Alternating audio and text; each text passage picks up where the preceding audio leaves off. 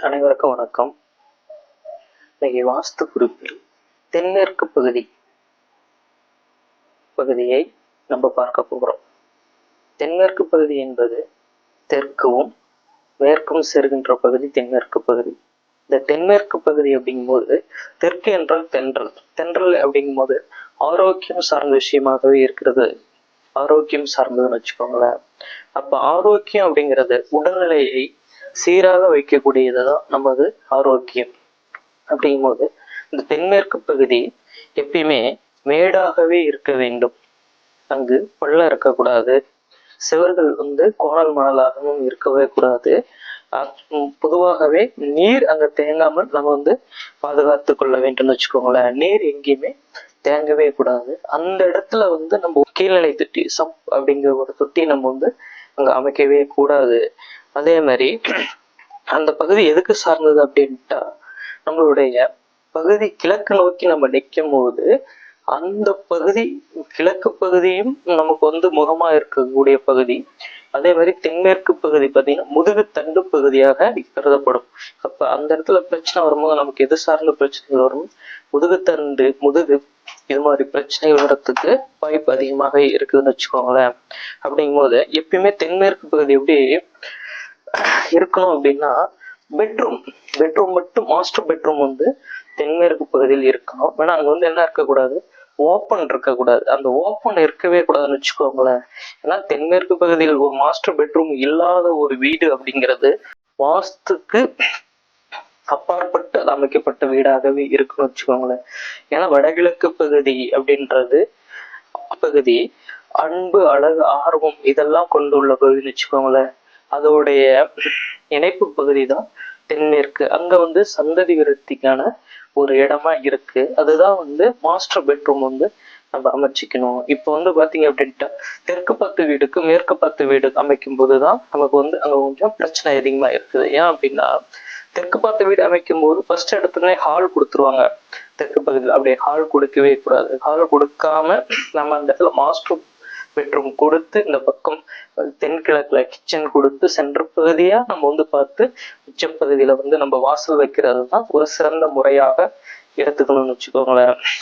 அப்படிங்கும்போது மேக்சிமம் அங்க தென்மேற்கு பகுதியில் நமக்கு ஏதோ ஒரு பிரச்சனைகள் இருக்குது அப்படின்ட்டா தொழில் சார்ந்த பிரச்சனைகள் வரும். தொழில் சார்ந்த பிரச்சனைகள், விஆர்எஸ் இது மாதிரிலாம் வரத்துக்கு இருக்கு. அதே மாதிரி தென்மேற்கு பகுதியில் எப்போதும் என்ன அமைக்க கூடாது? பால்கனி அமைக்கும் போது அந்த பால்கனி சிட் அவுட் அப்படின்றது பாத்தீங்க அப்படின்ட்டாவே பள்ளமாயே வந்துடும் வச்சுக்கோங்களேன். அது மாதிரிலாம் நம்ம அமைக்கவே கூடாதுன்னு வச்சுக்கோங்களேன்.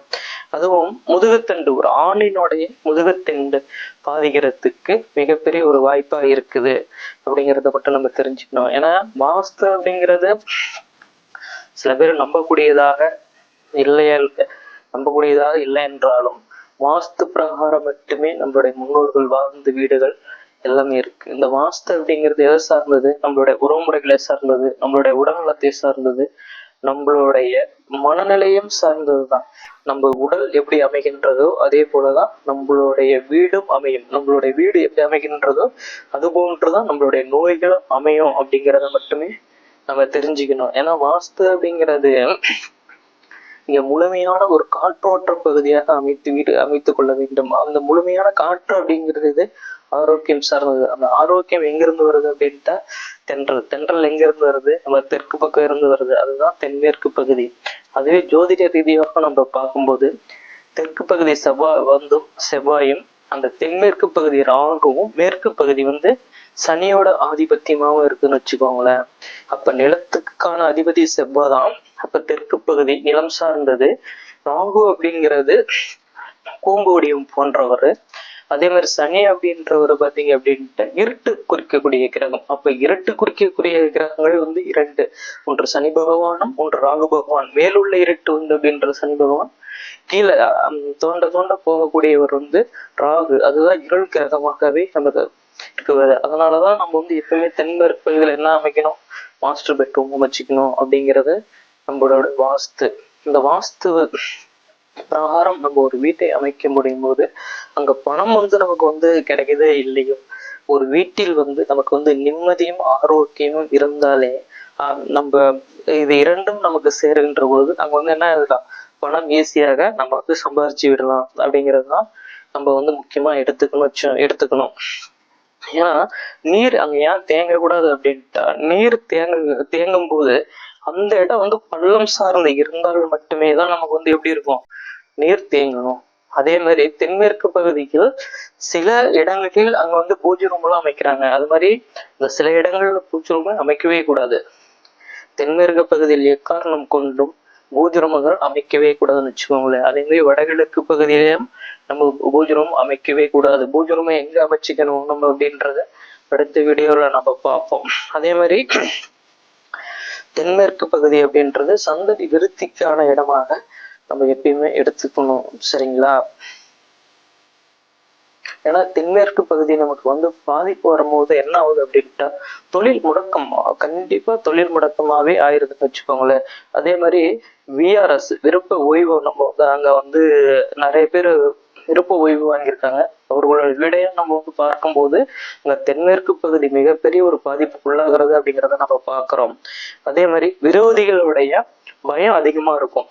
நமக்கு வந்து விரோதிகள் இருக்காங்க அப்படிங்கிற ஒரு பட்சத்துல அவங்க வந்து என்ன பண்ணுவாங்களோ ஏற்கனவங்க அப்படிங்கிற ஒரு பயம் வந்து அதிகமாகவே இருந்துகிட்டே இருக்குன்னு வச்சுக்கோங்களேன். தென்மேற்கு பகுதி எப்போதுமே மேடாக அமையணும். அப்படியே மேடாக அமைச்சிட்டோம் அப்படின்ட்டு கரெக்டா ஒரு 90 டிகிரி அளவு நம்ம 90 டிகிரி மூளை விட்ட கரெக்டா பார்த்து நம்ம இந்த தென்மேற்கு பகுதி நம்ம அமைக்கின்ற பொழுது நம்மளுடைய இடங்கள், நம்மளுடைய வீடு வந்து ஒரு அமைப்பாகவே இருக்கும். இந்த தென்மேற்கு பகுதி மிகவும் ஒரு முக்கியமான பகுதியாகவே நம்ம எடுத்துக்கொள்கிறோம். இது போன்ற ஒரு வாஸ்துக்காகவும் வாஸ்து பிரகாரம் வரைபடங்களும், வாஸ்து பிரகாரம் இடம் தேர்வு, வாஸ்து பிரகாரம் வீடு மனை இதெல்லாம் தேர்வு செய்ய இருக்கின்ற பட்சத்தில் தொடர்பு கொள்ளலாம். இது உங்களுடைய ஸ்ரீநாதன் அஸ்ட்ரோ சிந்தாரப்பட்டி, சேலம் மாவட்டம்.